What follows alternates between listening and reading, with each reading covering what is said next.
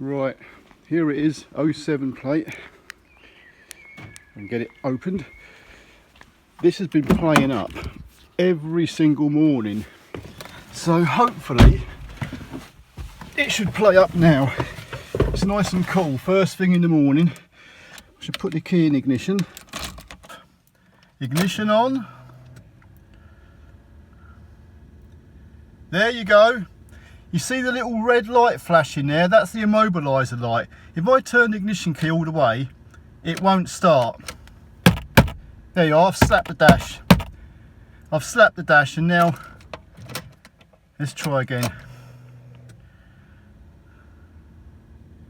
No, it's fine now. It's fine. This is the trouble. I can slap the dash and it will play up. But now it starts. So now the question is, will it actually play up while I'm driving? Just driving along, I actually managed to capture this fault now. As you can see, a load of the dash lights are on and it says engine systems fault. And this happens quite frequently. Slap the dash and hey presto, everything's pretty much gone back to normal. So it's pretty conclusive to me that our problem lies within the instrument cluster. Well, I have decided to actually remove the instrument pack, and I'm going to send it away. This little panel here above your steering column, that just pops up like that. So you can pull that out the way, and there's two little screws there. I think they're Torx 25 or 27. So I shall remove these two screws, and now using my handy trim tool, that should slide under the top edge of the instrument cluster and it will pull forward. So, like so. I've actually pulled the steering wheel because it's an adjustable steering wheel, so I pulled the steering wheel forward and down so it gives me more room, so I haven't got to take the steering wheel off. I can then turn this all at an angle and flick out the connector with one hand. Come on, there you go. That's it. One instrument cluster. You could, if you wanted to, it might well be worth a try here, because there's not a lot you can do with these pin connectors. But if you've got a can of spray electrical cleaner, it may well be worth giving it a quick spray. Just the pins there and the pins on your plug connector, and plugging it back in. It is possible that there could be a dicky connection here. So by unplugging it and plugging it back in, may well cure your problems. I doubt it, but you never know, do you? It's worth a try. I don't know what exactly goes wrong with these instrument clusters, but I'm kind of guessing it could well be dry soldered connections on the circuit board. But I'm just guessing there. So anyway, I'm going to get this boxed up and send it off. I'm on the old computer now. This is the ECU testing website. I will leave a link in the description below, but this particular instrument cluster here is the one I've got, which is a 3M5F. There's lots and lots of different versions, and it's confusing. You have to take the numbers off your old instrument pack and match them up. But if I click on this one that I actually got, it tells you the price of the rebuild, or if you're going to buy a new unit or whatever. So a rebuild is actually £128. A replacement unit is £255. It also gives you information. There's not a lot of point me giving you the fault codes I've got, because depending what's wrong with each individual car on the instrument clusters could bring up a whole host of different fault codes. So there's nothing in particular, but they do give you some common faults here. Common failing instrument cluster for Ford Focus. Common symptoms include intermittent engine cutting out and non-starting. Well, we know that. Failing gauges, yes, we know that as well. Mileage display on digital screen only showing dashes. Here's one of the codes they say is a common one, P1260-61, PCM theft detected. I actually had that theft detected on one of my codes. U0155-61 PCM communication failure. Yep. Blah blah blah, and look at all these part numbers, bloody loads of them. So there's a lot of configurations out there, but this is my particular one. I've actually boxed it all up, and I'll tell you something, what I do like about ECU testing is if you make an account with them, you can press the test form, fill out the details, and then they will send you an email, and you can print off the shipping label. You just put the shipping label onto your box with your whatever's inside it, whether it's an ABS pump, ECU, instrument cluster in this case, and they will send a courier around to you in most cases, so you haven't even got to go to the post office or arrange it yourself. They arrange it all for you. So the courier's going to come today, pick this up, take it away, and then but what I'll do once that's been taken away, they'll give me constant updates through email on the progress, and they'll let me know whether they find any fault with it or not. So as soon as that happens, I will carry on and let you know what they find. Now, I sent the instrument cluster off last week, probably in the middle of last week. Their turnaround time is normally 3 or 4 days. They've sent me an email, it's now Monday of the following week. They've sent me an email saying they have news. So back on the computer, let's see what they've got to say. And here we are, ECU testing, we have news. Test result faulty, can be rebuilt.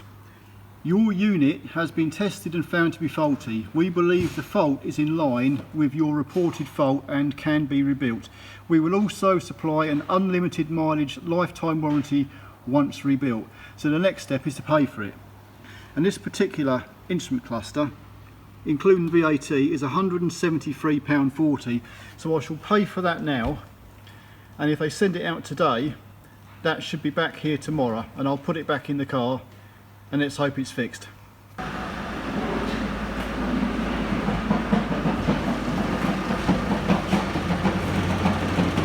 Oh my God.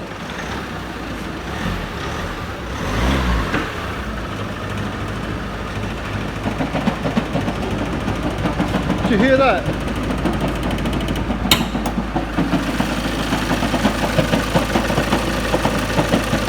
Look at that flipping engine vibrating.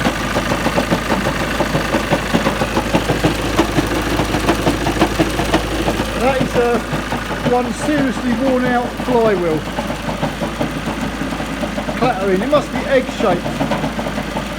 That's what happens when the flywheels get so worn, they're like an egg. They put the whole engine out of balance. What a nice job for Monday morning, Martin. Well, Tuesday afternoon, it has finally arrived. You notice when you get something delivered from ECU testing, it does come in a rather nice box, taped up well. Is this box damaged? So it is damaged now. I'm cutting it open.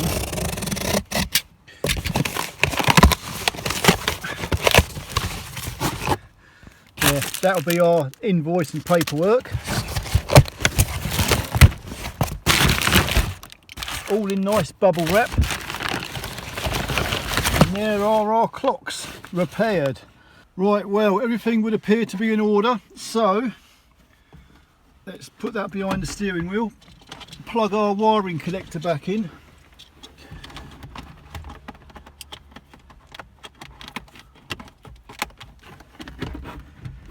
And that should, bingo. Right, ignition on.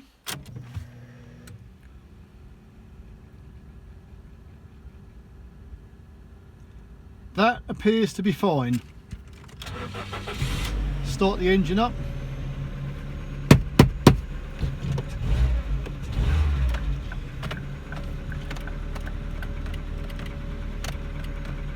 Yep, everything is absolutely hunky-dory. The little red light is because I've got the door open. If you shut your door, there you go. So the little red light here is if I had a door open. The little red light at the top is the immobiliser one. If the one at the top's on, then chances are the car won't start. So I'll lock this again. unlock it, ignition on,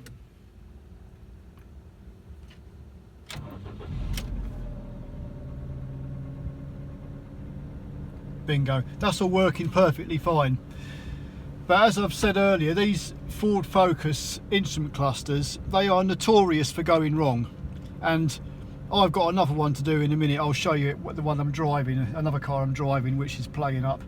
So but yeah, what I'll do is I'll run this around for a couple of days, but we have sent quite a few of these off now to be repaired, and every time they've been repaired by ECU testing, they've been fine. There hasn't been a problem after that, so I've got great confidence in that company. Anyway, that's it for now. Hope you all enjoyed it. I'll see you in the next one. Adios. This is a different car, but this has got pretty much the same problem. But on this one, first thing in the morning, I had the little red immobiliser light flashing between the fuel gauge and the temperature gauge, and it wouldn't start. I slapped the dash a few times and then it started. Since I've been driving along, we have, if you notice, below the, well, where the mileage is, there's just a load of dashes. Now apparently, if the mileage disappears and you get a load of little dashes there, that is a telltale sign that the instrument pack is faulty. And also on this one, the speedometer just dropped off by itself, so I'm guessing that's all tied in a bit as well, although the rev meter is actually still working. So I say there are so many different faults that can go wrong with these instrument packs, and it's all going to depend on each individual car. So this is yet another one I'm going to have to send away to ECU testing to get repaired.